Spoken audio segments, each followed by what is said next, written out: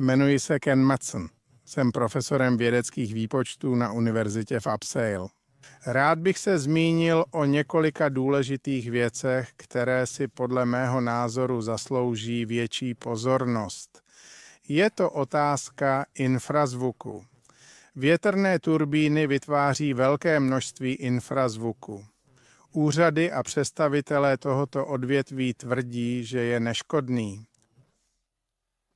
Já jsem však zjistil opak. Skutečně se musíme zastavit a důkladně prozkoumat, jak nebezpečný tento infrazvuk je. Infrazvuk se může potenciálně šířit nejméně 10 km na úrovních, které prokazatelně působí na lidi. Proto bych řekl, že bezpečná vzdálenost je s největší pravděpodobností alespoň 5 až 10 kilometrů. Ve studiích na zvířatech bylo zjištěno, že zvířata se stěhují více než 5 kilometrů od větrných turbín, což je silný náznak, že nemají ráda infrazvuk. Měřili jsme tam, kde lidé žijí 600 metrů od nových moderních větrných turbín a musím říct, že čím větší je postavíte, tím více infrazvuku vzniká. A to je rovněž něco, o čem průmysl nechce mluvit. Takže říkám, udělejte skutečnou studii, kde reálně testujete hladiny, které zaznamenáváme, a ty jsou docela vysoké. Ukážu vám, co jsme udělali, jaké úrovně jsme naměřili a také uvedu několik odkazů na nové výzkumy, které dokazují, že infrazvuk působí na lidi hluboko pod prahem slyšitelnosti. To je důležité sdělení. Takže prosím, sdílejte data, která vám ukážu, s ostatními místními politiky a úřady, pokud je znáte. Myslím, že si to zaslouží více pozornosti. Dobře. Toto je můj krátký životopis spíše pro průmysl, protože oni věří, že jsem prostě jen odpůrcem větrných turbín. To není pravda.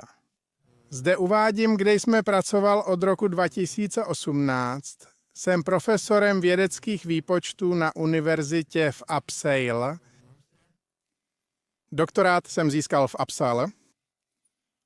Několik let jsem pracoval na Stanfordu a v NASA v oboru aeroakustiky, proudových motorů, raket a další technice, včetně vrtulníků.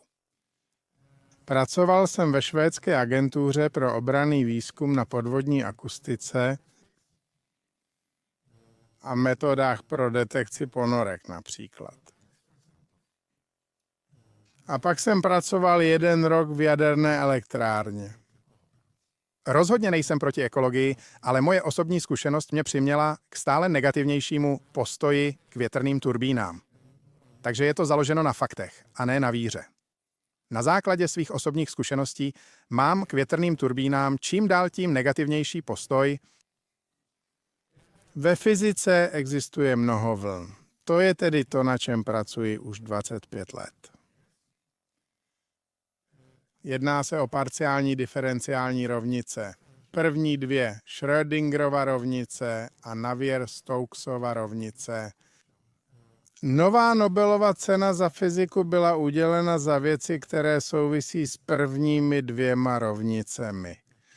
A já se vlastně zabývám jevy, za které dostali tu cenu, jako jsou tunelové efekty. Mohl bych strávit přednášku mluvením o tom a také vám ukázat mimořádně zajímavé efekty z kvantové mechaniky. Dělal jsem simulace na něčem, co se nazývá Boussinescovy rovnice nebo solitární vlny. Tsunami je například solitární vlna. Pracoval jsem také na Einsteinových rovnicích. Ve vesmíru máte něco, co se nazývá gravitační vlny, což jsou také docela zajímavé vlny. Ale také jsem se hodně věnoval akustickým vlnám. Řekl bych, že většina mé práce byla v akustice. PDE je parciální diferenciální rovnice. To je to, v čem jsem profesorem. Tedy jak modelovat realitu pomocí PDE a jak je řešit. Akustická vlnová rovnice, na které jsme vše založili, je o akustice.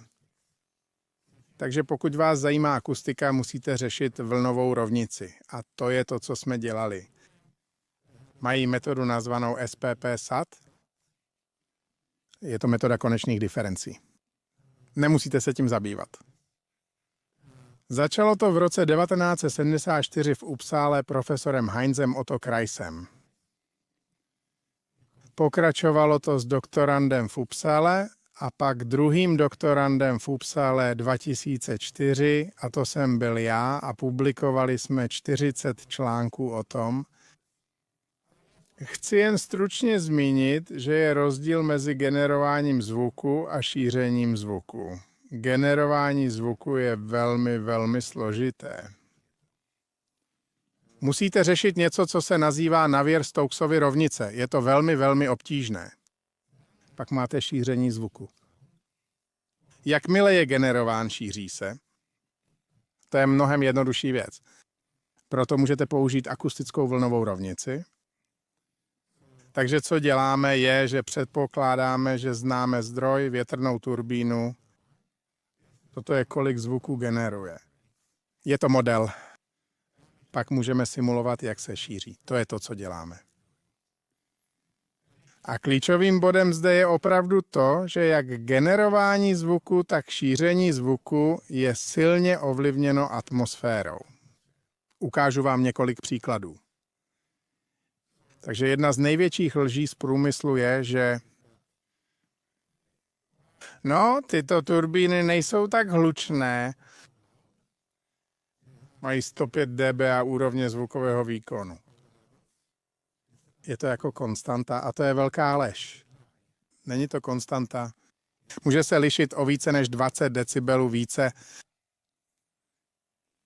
během jednoho dne a ukážu vám některé výsledky, které to dokazují. Takže není to konstanta. Takže největší nejistota ve všem tomto je úroveň zvukového výkonu a věci, které průmysl. Když vidíte všechny tyto simulace z průmyslu, používají například data od Vestas. Toto je, kolik zvuku vyzařuje tato nová turbína. Pak to vložíte do těchto zjednodušených modelů a pak dostanete nějaké kontury. Takže tady máme 40 dBA. Nikdo nežije uvnitř. Dobře, můžeme stavět. Takže existuje mnoho nejistot. Za prvé, kolik zvuku je generováno. Za druhé, jak se šíří. A v obou těchto případech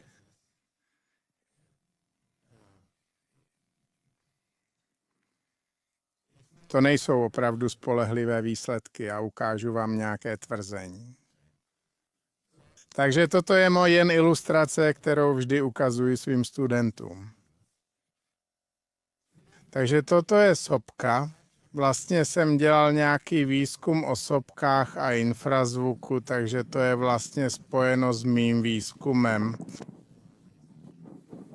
Ale tady máme generování zvuku.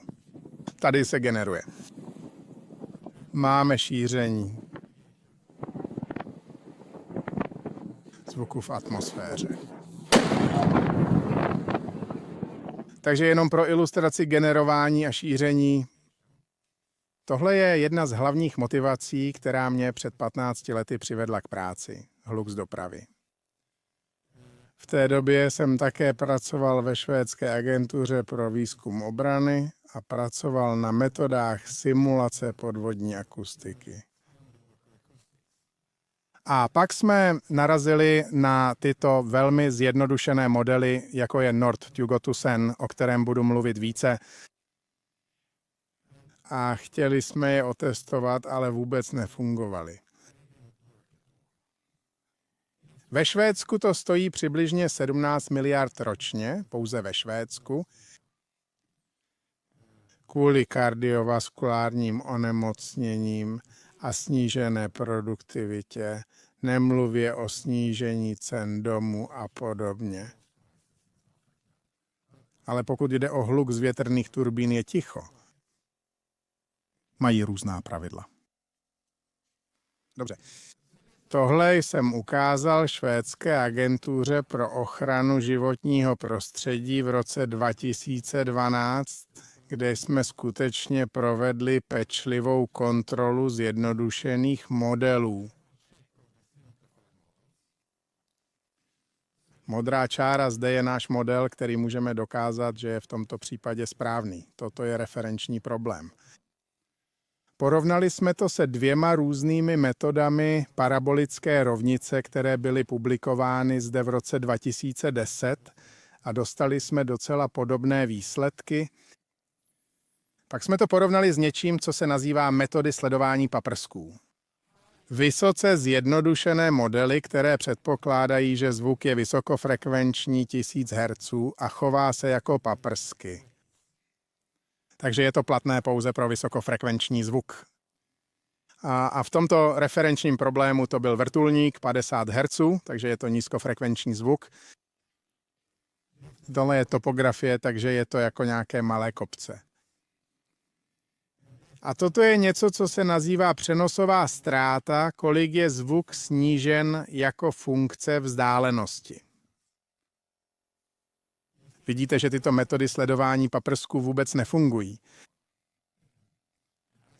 Strávil jsem 4 hodiny se 3 svými doktorandy, abych přesvědčil agenturu, aby nepoužívala North-Jugotusen pro nízkofrekvenční zvuk. Nechtěli poslouchat? Měli jsme s nimi nové setkání před 3 lety a stále nechtějí poslouchat. Takže nikdy nebudou poslouchat.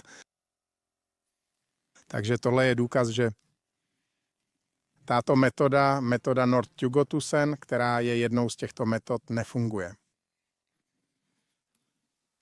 Toto je můj kolega na univerzitě. Udělal nějaká měření na větrných turbínách v roce 2014 a prokázalo se, že model NOR 2000 nefunguje proti měřením. Je to přibližně 5 až 7 dBA příliš nízké hodnoty. Na 1 kilometr. Dobře, pojďme k infrazvuku. Sopky vyzařují spoustu infrazvuku a detekováním infrazvuku můžete modelovat tuto sopku a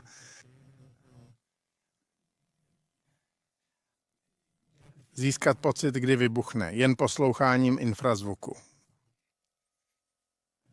A jaderné výbuchy také generují spoustu infrazvuku. Vysokorychlostní vlaky a větrné turbíny. Takže ve světě existuje síť, která se nazývá CTBTO. Je to infrazvuková síť, takže sledují jaderné výbuchy a další jevy, které se ve světě dějí. Jedna z těchto stanic je v Norsku, v Elverumu. Byli jsme tam 2krát, protože tito lidé znají infrazvuk, jak ho měřit. A pokud jste tam nebyli a nekalibrovali své vybavení proti jejich vybavení, nemůžete ho měřit. Byli jsme tam 2krát a provedli pečlivou kalibraci. Takže všichni znáte elektromagnetické vlny a máte různé názvy. Máte rádiové vlny, mikrovlny, jdoucí až k rentgenovým a gamma paprskům.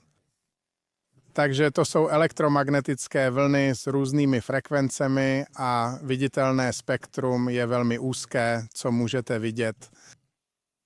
A pokud jde o akustické vlny, máte také slyšitelný zvuk, přibližně mezi 20 a 20 tisíci herci přibližně. Pak máte infrazvuk. To je všechno pod 20 Hz. Nemůžete to slyšet normálním způsobem. Můžete to cítit. A pak máte nízkofrekvenční zvuk. Myslím, že v Dánsku říkají 10 až 160 Hz. Ve Švédsku 31 až 200. Takže je to něco, co můžete jakž tak slyšet, ale infrazvuk můžete jen cítit, nebo někteří lidé ho mohou slyšet. Zde máte nějaké lidské aktivity, které generují infrazvuk. Je jich mnohem více. Zde jsou některé přírodní.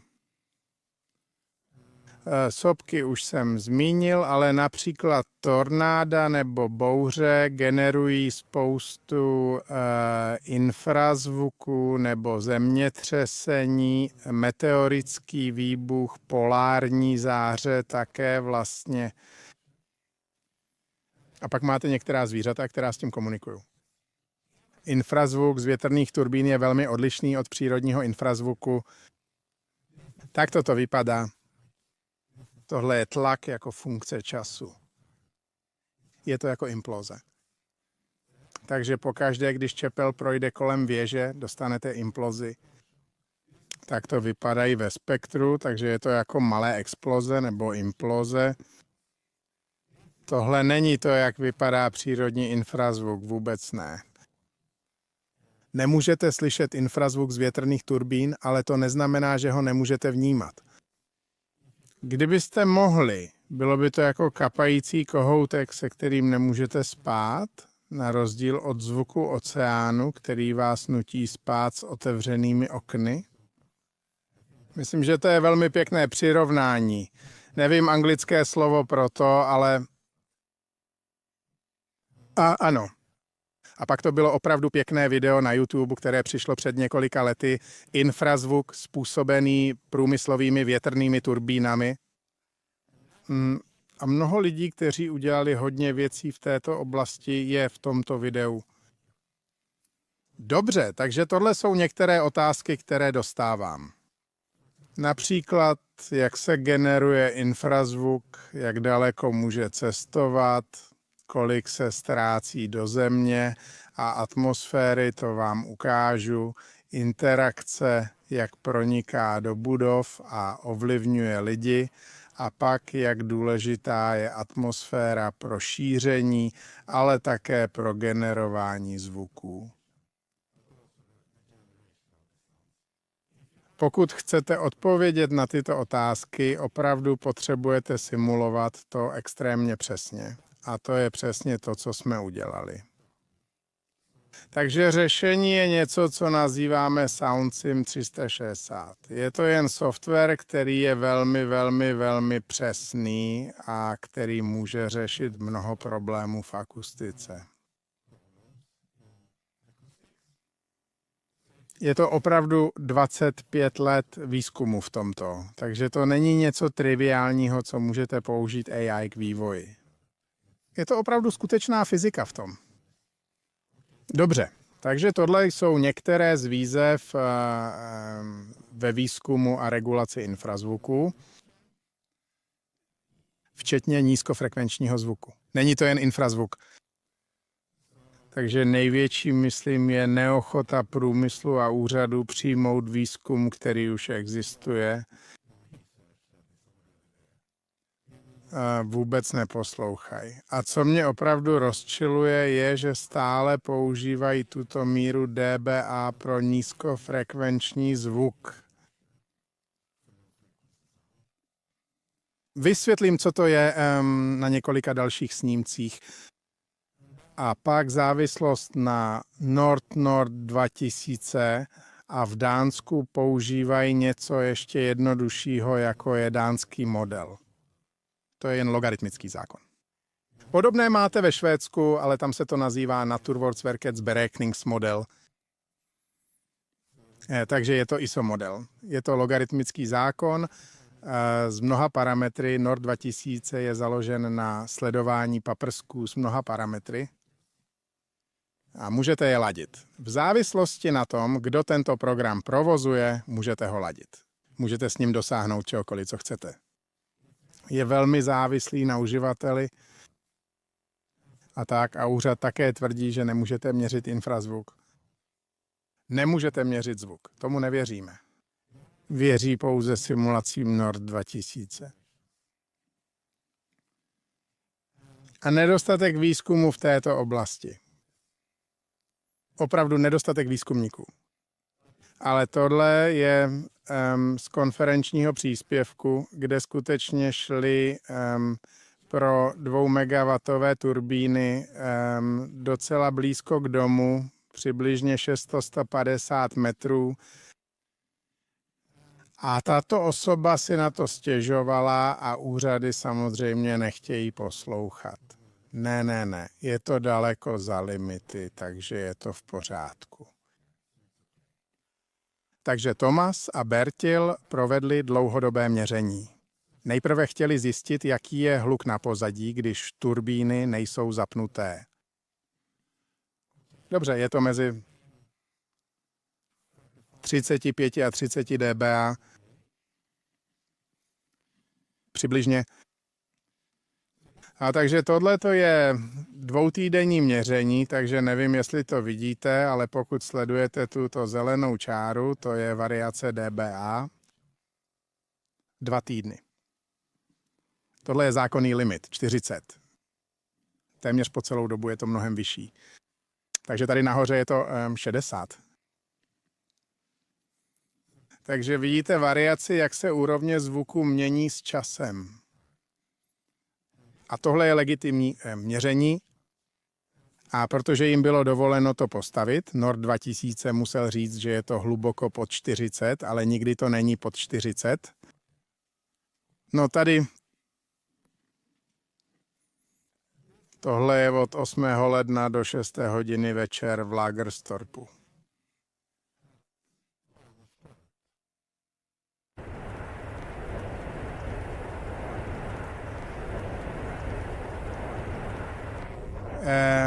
Vidíte, to měřič nahoře je blízko 60 a toto měření je provedeno správně. S ochranou před větrem a vším. Tohle je o půl hodiny později v Snigebo, také kde lidé žijí, 1 kilometr daleko. Všimněte si také světla. Představte si, že tady žijete. První, co mě zaujalo, bylo vlastně světlo. Ale je to 60 decibelů, 60 dB. A slyšíte tento pulzující zvuk? Tohle není infrazvuk. Tohle je něco, co se nazývá amplitudově modulovaný zvuk, který se objevuje večer. Je to 60. Rozdíl mezi 37 a 60 je, pokud rozumíte decibelům, obrovský.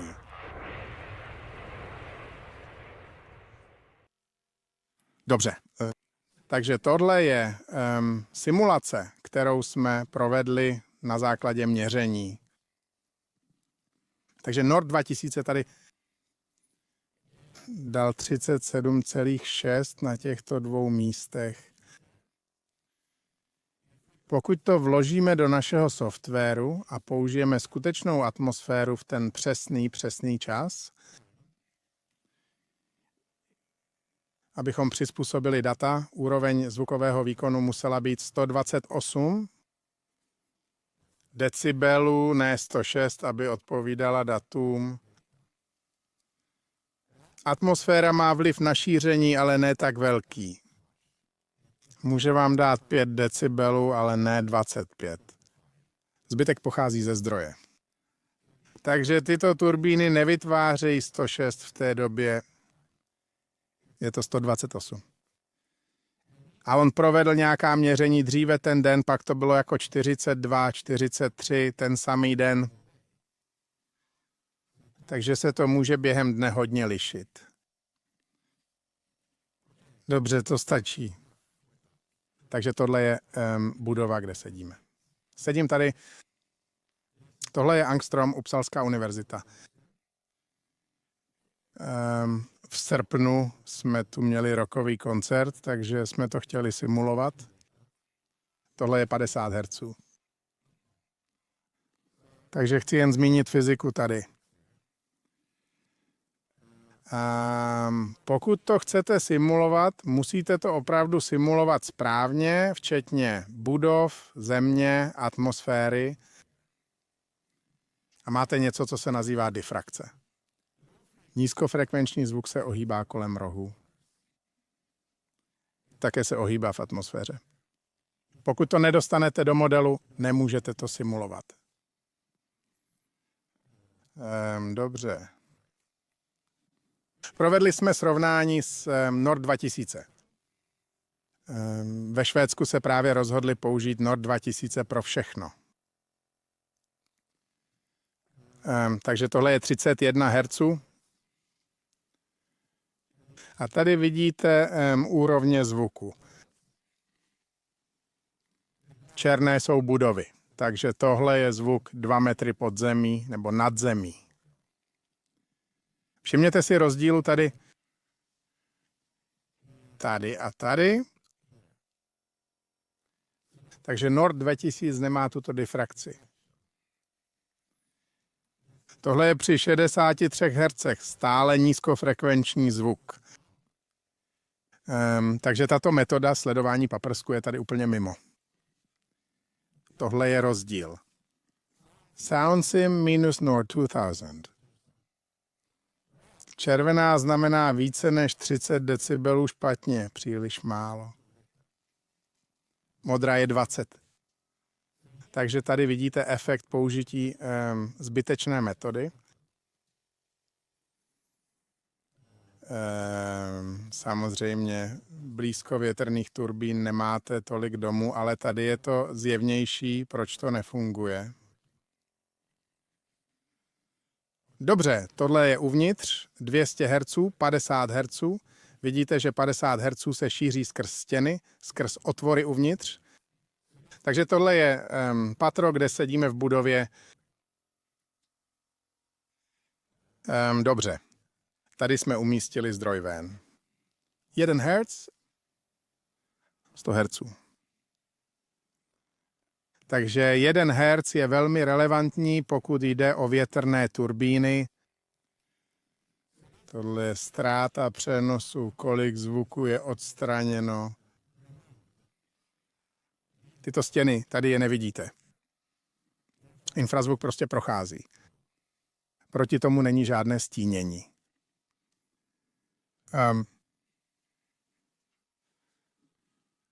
A tohle je ponorka u pobřeží Gotlandu. Chci jen ukázat, že ano, můžete dělat zvuk i v oceánu. Tady je opravdu důležité, abychom měli i sedimenty na dně, protože zvuk jde dolů i na dno. A to mohou být lodě, čluny, větrné turbíny na moři. Generují také hodně infrazvuku a nízkofrekvenčního zvuku. Důvod, proč jsme chtěli jít ven a měřit, bylo ověřit model, abychom se ujistili, že je správný. Musíte to udělat proti měřením. A pak jsme šli ven dělat měření s tímto zařízením. Jmenuje se Lidström. Je to velmi přesná práce. Může měřit pouze infrazvuk až do 1 Hz. Takže jsme to vzali do CPTO, abychom to kalibrovali proti jejich hyperionům. Takže je to velmi přesné při 1 Hz. Bohužel nemůže jít pod 1 Hz a nejvyšší úrovně jsou pod 1 Hz. Ale pak potřebujete ještě přesnější zařízení jako hyperiony. A koupili jsme 2 z nich a včera jsme s nimi udělali první měření. Takže jsem měl čas to dát na poslední snímek. Takže je to opravdu nové. Dobře. Takže ano. Takže tohle říká Švédská agentura pro ochranu životního prostředí 2025. Není potřeba žádné speciální modely pro výpočet infrazvuku z větrné energie, protože bylo zjištěno v několika studiích, že nemá žádný dopad na lidi. A pak uvádějí 4 odkazy. 2 z odkazů jsou na jejich vlastní zprávy. A tyto zprávy nejsou vědecké zprávy. Jsou jako kdybyste ani neviděli vodu. Pak jsou tam 2 skutečné články. 11 tady. Pokud to čtete, je to jako ano, nic neříká. Dostupný vědecký výzkum neposkytuje definitivní odpověď na otázku, zda zvuk větrných turbín může způsobit zdravotní účinky, které se liší od jiných zdrojů zvuku. Nicméně větrné turbíny vynikají svým rytmickým charakterem jak vizuálně, tak zvukově. Dobře. Tato studie jako neprovedla měření. Nejsou tam žádné lékařské studie.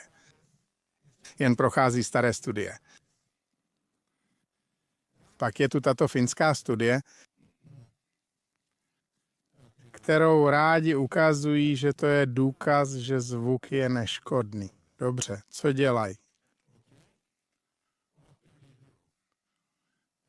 Po dobu 10 minut vystavují zhruba 30 lidí infrazvuku o 73 decibelech při 1 hercu, 73 decibelů.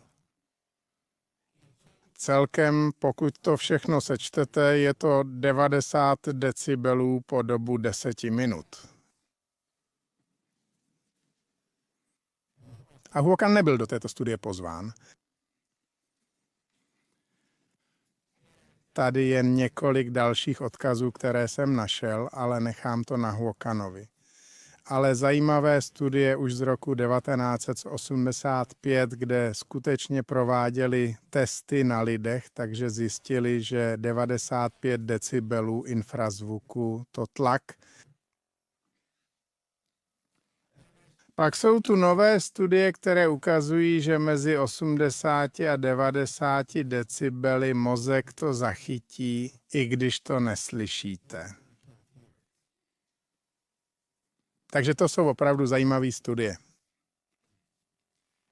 A měl bych zmínit, že v této zprávě lidé, kteří tato měření prováděli, onemocněli při provádění měření.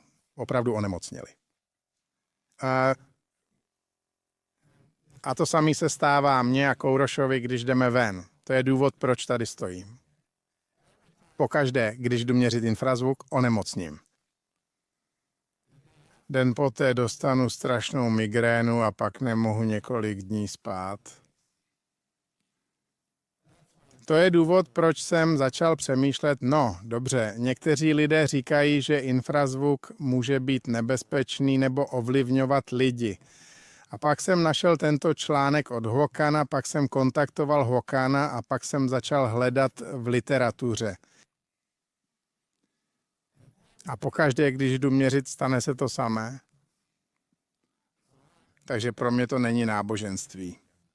Vím, že to ovlivňuje ne všechny lidi, ale rozhodně to ovlivňuje mě a Kouroša a některý další lidi, se kterými mluvím a oni hlásí to samý. Takže pro mě je to trochu osobní. Jinak bych tady nestál a nemluvil o tom. Dobře, takže tady je 5 vážných nedostatků. Takže co musíte udělat, je provést studii, kde skutečně vystavíte lidi skutečným úrovním. A musí to být mnoho testovacích subjektů, nejen 30. Musí to být pravděpodobně 1000. A musíte do této studie zapojit někoho jako Håkana, kdo něco ví o mozku. A musíte zahrnout lidi, kteří jsou citliví na migrény a musí to být dlouhodobé vystavení, ne 10 minut. To je směšné. A k tomu je také to, že infrazvuk z větrných turbín je pulzující. Není to přirozený infrazvuk. Takže osobně věřím, že je to tato pulzující povaha, která nás ovlivňuje více než skutečná úroveň. Ale to je moje osobní víra. A v mnoha těchto studiích také vidíte vyšší úrovně uvnitř než venku, protože máte také vibrace k tomu, takže to je pravděpodobně velmi komplikované. Dobře, takže tohle je z jednoho z měření v prosinci. Bylo velmi chladno, hodně foukalo. Takže tohle je ve větrné farmě a Målarberget má 27 turbín. Vidíte několik z nich tady. Tady je zařízení. Máme 4 z těchto Lidströmů. A tohle je větrný štít. Tak to vypadá větrný štít pro infrazvuk. Je to kov. Dobře.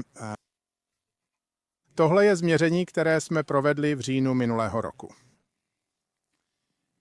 Zachytili jsme, když je vypnuli, protože průmysl říká, že to nemůžete měřit. Měříte pouze pozadí. Dobře. Tohle je, když je to zapnuté. Co vidíte zde, je amplituda zvuku, tak nějak.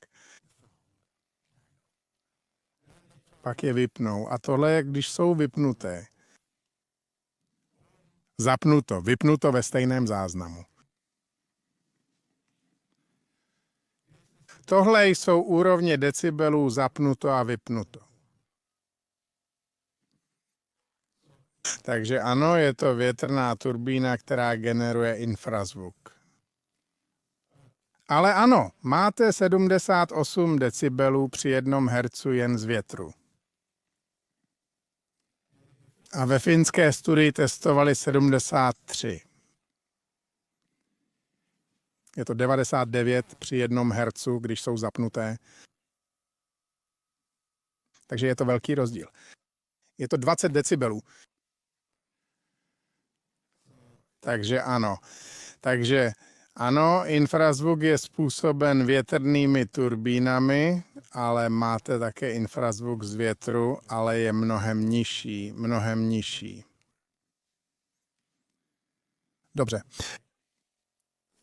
Takže tohle je něco, čemu se říká 3. oktávové pásmo, jak někdy reprezentujete zvuk ve frekvenčních pásmech 1 Hz až 20 Hz. Kolik máte v každém frekvenčním pásmu? Dobře, takže máte zapnuto a vypnuto a mohou rozhodnout, jak reprezentovat úrovně. Máte něco, čemu se říká dBA, dBc, dBg a pak máte něco, čemu se říká dBz, ale to nemá žádné vážení, takže je to jako dB. Takže pokud sečteme všechny infrazvuky od 1 do 20 Hz, dostaneme 106 decibelů, když jsou zapnuté, 79, když jsou vypnuté. V EBIA je to 22. Nebo minus 2,8, když jsou vypnutý. Takže můžete manipulovat s čísly, používat různé váhy. Ale toto DBA. Takže pokud se podíváte například na 1 Hz, kolik odstraníte, když děláte součet? No, odstraníte 150. Takže pokud větrná turbína vyzařuje 150, stane se to nulou. Tak to funguje. Takže dBA nemůžete použít pro nízkofrekvenční zvuk nebo infrazvuk.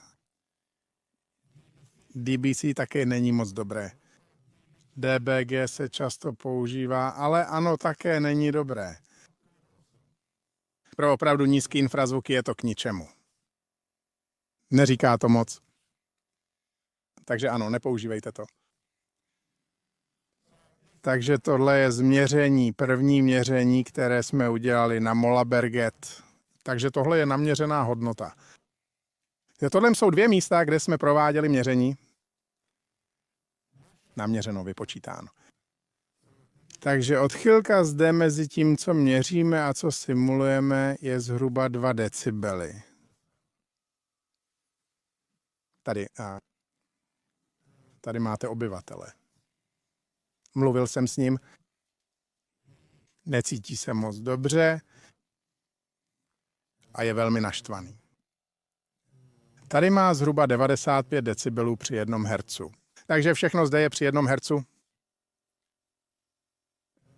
O rok později jsme měli 2 různá místa.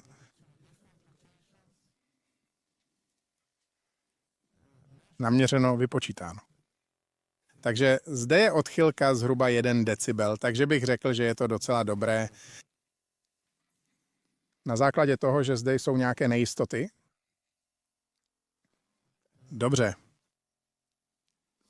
Takže co děláme, je, že provádíme měření, pak vezmeme skutečnou atmosféru v daném čase a vložíme ji do modelu a pak vidíme, kolik zvuku je vyzařováno z každé z těchto větrných turbín, abychom přizpůsobili data, pokud opravdu přesně vyřešíte fyziku. Pak zjistíme, že úrovně zvukového výkonu zde jsou zhruba 154 decibelů. Zde to bylo 155. To bylo v říjnu minulého roku. To bylo v prosinci o 2 měsíce později. Naměřili jsme 115 místo 99. Takže zde to bylo mnohem vyšší. Bylo více větrno. Bylo chladno. Takže ano, bylo to mnohem vyšší. Tady vidíte rychlost větru zde. Foukalo to taky takto. Zde vidíte atmosférické efekty. Proč se zvuk šíří ve směru větru? Takže úrovně napravo jsou mnohem vyšší kvůli větrným efektům. Ano, a zde se můžete podívat na noc a den. Typický den. Noc a den. Tohle je den, tohle je noc. Co se stane je, že se něco, čemu se říká hraniční vrstva, stlačí. Dobře, to je fyzika. Ale to je také důvod, proč dostanete tento amplitudově modulovaný zvuk večer. Když lopatky prořezávají tuto hraniční vrstvu, to je, když dostanete tento hrozný zvuk. A když vidíte něco takového, znamená to, že zvuk se ohýbá dolů. Zde se ohýbá dolů mnohem více.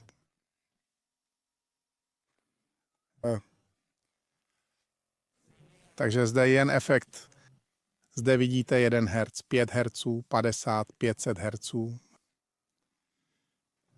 Tohle je větrná turbína vysoká 120 metrů. A zde předpokládáme, že úroveň zdroje je stejná pro všechny frekvence, což ve skutečnosti není. Jen abychom ukázali efekt Země a atmosféry. Zde vezmete skutečnou atmosféru, denní a noční atmosféru 8 metrů za sekundu. Tak to vypadá zvuk 2 metry nad zemí, kolik se ztratí. Tohle je infrazvuk. Není ztracen tolik. Žlutá je 500 Hz. Takže po 2 kilometrech je to víceméně pryč. Kromě když máte tuto noční atmosféru, dostanete tohle šíření z toho. Takže denní atmosféra, noční atmosféra s více větrem.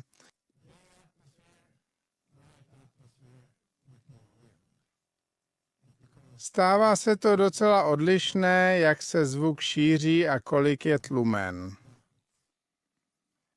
A zde máte tlumení v Zemi a v atmosféře.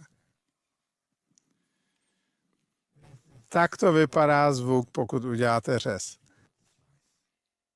Tohle je 5 Hz. 50 Hz.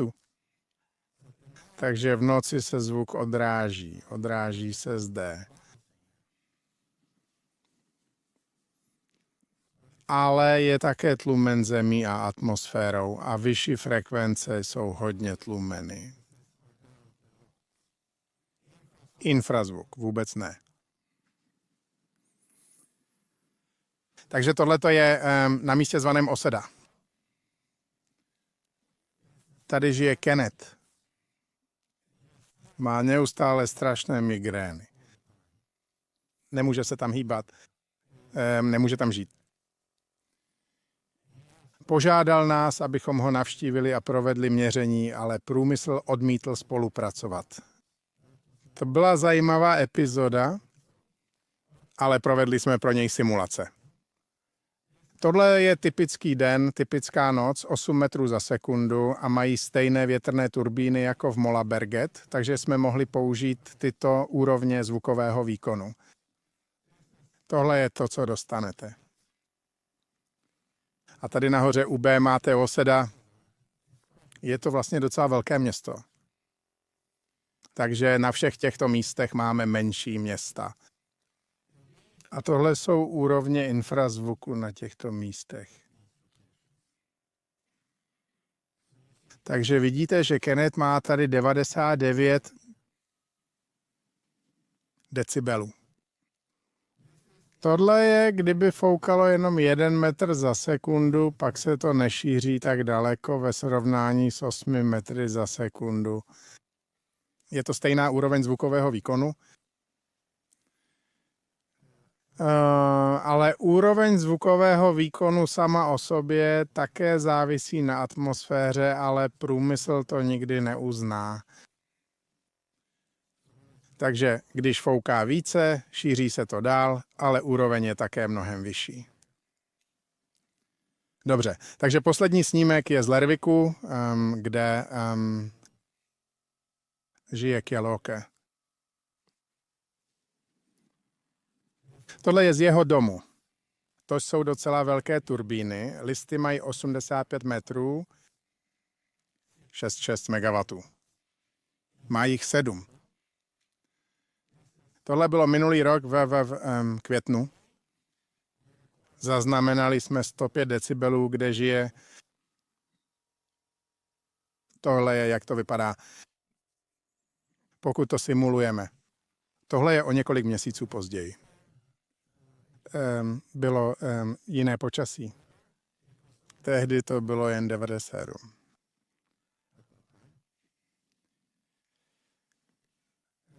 A tohle je animace tohoto Lerviku.